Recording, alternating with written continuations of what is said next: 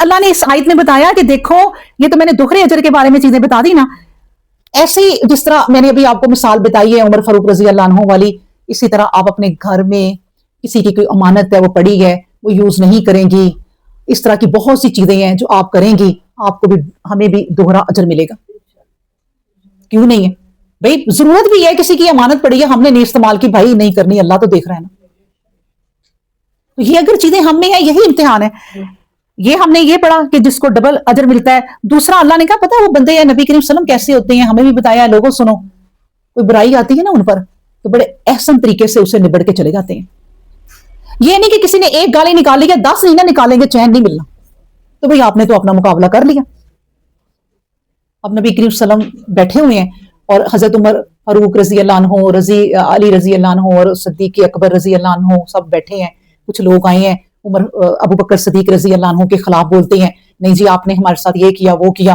وہ جواب دیتے ہیں، وہ نبی کریم صلی اللہ علیہ وسلم کی طرف دیکھتے ہیں، نبی کریم صلی اللہ علیہ وسلم مسکرا رہے ہوتے ہیں، وہ پھر برا بھلا کہتے ہیں اتنی دیر کھڑے ہو کے، نبی کریم صلی اللہ علیہ وسلم کی طرف دیکھتے ہیں ابو بکر تو وہ مسکرا رہے ہوتے ہیں۔ آخر انسان تھے نا، لیکن ہم سے تو خیر بہت بہتر۔ انہوں نے کہا آخر یہ کہ نبی کریم صلی اللہ علیہ وسلم یہ سب جھوٹ بول رہے ہیں اور آپ وہ مسکرا رہے ہیں۔ اب نبی کریم صلی اللہ علیہ وسلم کا چہرہ اتر گیا، خوشی وہ ختم ہو گئی کہ ابو بکر کاش کہ تم نہ بولتے، تمہاری طرف سے فرشتے جواب دے رہے تھے اور میں ہنس رہا تھا۔ فرشتے انہیں برا بلا کہہ رہے تھے کہ تم ہی ہو جو تم ابو بکر صدیق کو کہہ رہے ہو، تم ہی ہو۔ اور جب وہ خود اپنا معاملہ نبڑنے کے لیے آگے ہوئے تو فرشتے چلے گئے، چلو بھائی تم خود نبڑ لو۔ تو اس طرح یہ وہ لوگ ہیں جو کوئی برائی دیکھتے ہیں نا تو وہاں سے ایسے گزر جاتے ہیں اچھے طریقے سے اس کو ختم کر کے۔ اور اچھا طریقہ کیا ہے؟ کوئی بحث ہو، کوئی باتیں، دو عورتیں ہیں وہ نہ سنے بھائی تم ہی جھوٹی ہو، کہ السلام علیکم، ٹھیک ہے بہن میں ہی جھوٹی ہوں، وہ اللہ کر دے گا فیصلہ، بس بات ختم۔ یہ اللہ ہمیں سکھا رہا ہے اس کتاب میں کہ یہ زندگی کے روزمرہ کے دن کیسے گزارنے ہیں، اور جو یوں یوں گزارتا جائے گا جیسے قرآن میں لکھا ہے جنت میں نا تمہارے گھروں کی تعمیر ہوتی جائے گی۔ کوئی ہم نے پیسہ نہیں لگانا،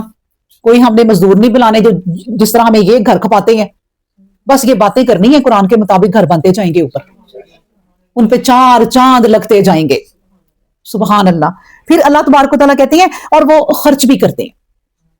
کیا کہتے ہیں کہ وَمِمَّا رَزَقْنَاهُمْ يُنْفِقُونَ، اور جو ہم رزق انہیں دیتے ہیں نا تو اس میں سے خرچ کرتے ہیں۔ یہ نہیں کہتے کہ بس سنبھال لے جاؤ کیونکہ ہمیں اللہ دے رہا ہے، ہماری اصل کمائی کا ہے، حق حلال کی کمائی کا ہے، ہم کسی کو کیوں دیں؟ یہی ہوتا ہے نا، ہم اکثر کہتے ہیں کہ بھائی اتنی مشکل سے کمایا جاتا ہے، لیکن کسی ضرورت مند کو دے دو۔ اگر کوئی ضرورت کے لیے تمہارے آگے کبھی اپنی عزت نفس کو مار کے مانگتا ہے نا تو وہ کسی وجہ سے ہی مانگتا ہے، اور جس کے بارے میں آپ کو پتا بھی ہو کہ یہ کبھی مانگنے والی عورت نہیں ہے تو اس نے مانگا ہے، تو اللہ نے کہا ينفقون، وہ خرچ کرتے ہیں، وہ اللہ کی راہ میں خرچ کرتے ہیں۔ ایسے لوگ ہیں جو سنبھال کے سیندھ کے۔ نبی کریم صلی اللہ علیہ وسلم نے کہا کہ اے انسان جو تو نے سنبھال کے رکھا وہ تو تیرا ہے ہی نہیں، الماریوں میں پڑے ہوئے 100 سوٹ وہ تمہارے ہے ہی نہیں، زیور بنا کے رکھا وہ تمہارا ہے ہی نہیں، زمینیں مکان بنا کے رکھ لیے وہ تمہارا ہے ہی نہیں، تمہارا تو وہ ہے جو تم نے اپنے ہاتھ سے خرچ کر لیا، وہ تمہارا ہے اور آگے پہنچ گیا، اس بینک میں جمع ہو گیا، آخرت کے بینک میں۔ اور وہ بینک ہے اصل، یہ تو دنیا کے بینک ہے نا کاروباری، وہ بینک ہے اصل جو ڈبل سے ٹربل کرتا جاتا ہے۔ وہ انسان اپنی کمائی اس میں ڈالتا ہے کہ چلو اور ڈبل ٹربل ہوتی ہے اور ہمیں پتہ ہی نہیں ہوگا، ہم کہیں گے اتنی تو ہماری نیکیاں ہی نہیں تھی، یہ کیا ہے بھائی؟ نبی کریم صلی اللہ علیہ وسلم نے کہا کسی نے اللہ کی راہ میں نا ایک کھجور دے دی، کیونکہ اس کے پاس تھا ہی کچھ نہیں، 2 کھجوریں ہی تھیں، ایک کھجور اللہ کی راہ میں بھی دے دی کہ چلو کوئی بات نہیں، آ ہی گیا سوالی، کوئی سوال کرتا ہے تو کوئی مجبوری ہوگی نا، اسے دے دی۔ آخرت میں نا اس کھجور کو میں آخرت تک، تیرے آنے تک میں اپنے ہاتھ میں لے کے پالوں گا، اور وہ احد پہاڑ سے بڑا بن جائے گا اجر۔ یہ انسان حیران رہ جائے گا کہ یار میں نے تو کچھ بھی نہیں کیا، اتنا اجر۔ نیت دیکھیں، ایک انسان کے پاس کروڑ روپیہ ہے، کروڑوں روپیہ ہے، چلے ہمارے پاکستان میں پتہ کیا ہو رہا ہے اب آج کل، خاص طور پہ میں آپ کو بتاؤں، اب وہ مقام آ گیا ہے کہ امیر تر ہوتا جا رہا ہے اور غریب تر ہوتا جا رہا ہے، روٹی کے لالے پڑ گئے ہیں اب۔ جو امیر تھے وہ اپنے ہر چیز کا ایک کر لیتے ہیں کہ ہم نے اس طرح جینا ہے، اب اگر یہ مہنگائی ہو گئی ہے تو وہ اس کا کوئی حل سوچ لیتے ہیں، غریب کیا حل سوچے؟ اب ایک شخص کے پاس کروڑوں ہیں، اگر وہ اپنے کروڑوں میں سے کسی کو 1 لاکھ دے دیتا ہے، وہ بھی دل کو سنبھال سنبھال کے، اور ایک بندہ ہے جس کے پاس ہے ہی 25-30 روپے آج کا خرچہ، اس میں سے پھر بھی وہ کسی غریب کو کہتا ہے بہت ہی یہ مجھے لگ رہا ہے 10 روپے اس کو دے، وہ 1 لاکھ جو اس نے دیا ہے نا، وہ 1 لاکھ کا ہی اجر ملے گا، اور جس طرح کی اس کی نیت ہے، یہ 10 روپے جو دیے ہیں نا، یہ بھی احد پہاڑ کی طرح بڑھیں گے، کیونکہ اللہ کہے گا بھائی اس کے پاس تھے ہی اتنے، اور اس نے پھر بھی میری راہ میں دے دیا، صرف میرے خوف سے کہ اللہ کیا کہے گا مجھے۔ یعنی اللہ کو منہ دکھانے کی شرمندگی بندے کو ہر وقت ہی ہو، یار میں اللہ کو کیا منہ دکھاؤں گی، اور منہ دکھانے کی شرمندگی اللہ کو 5 ٹائم میں ہونی چاہیے، 5 ٹائم جو اللہ سے ملاقات کرنی ہے شرمندگی ہونی چاہیے۔ یہ کوئی ضروری نہیں ہوتا کہ انسان کوئی لاکھوں کروڑوں اللہ کی راہ میں دے، لاکھوں کروڑوں دینے والے بھی دیتے ہیں، ان کو تو واللہ عالم اللہ نے کیسا اجر دینا ہے۔ کئی لوگ ہیں جو اپنے پاس پیسہ بہت کماتے ہیں، رکھتے ہی نہیں ہیں، وہ کہتے خرچ کر دو۔ کئی لوگ ہیں ہم سمجھتے ہیں امیر جو ہے نا برے ہی ہیں، نہیں، بڑے اچھے اچھے امیر بھی ہیں جو اللہ کی راہ میں ایسے دیتے ہیں کسی دوسرے ہاتھ کو بھی نہیں پتا چلتا۔ اللہ اکبر۔ مجھے ایک حدیث یاد آ گئی ابھی، پھر دیکھیں یاد آیا تو پھر یاد آ جاتی ہیں چیزیں، کہ فرشتوں نے نا اللہ سے پوچھا کہ اللہ یہ آپ کی جو ہوا ہے اتنی سخت چلتی، اس سے بھی کوئی سخت چیز ہے؟ اللہ نے کہا ہاں اس سے بھی سخت چیز ہے، ان ہواؤں سے زیادہ پانی ہے۔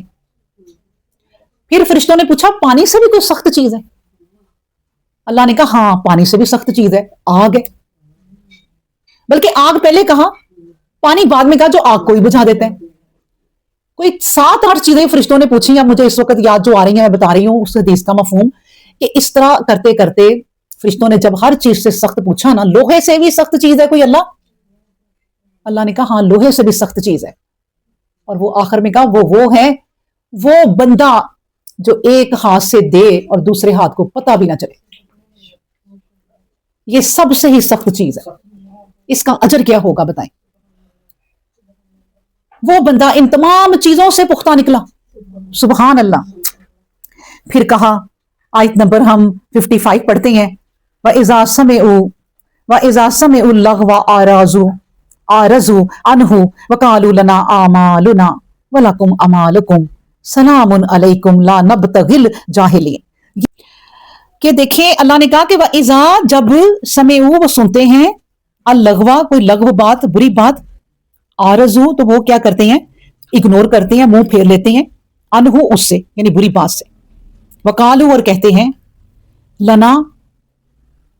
لنا ہمارے لیے، اعمالنا ہمارے اعمال ہیں،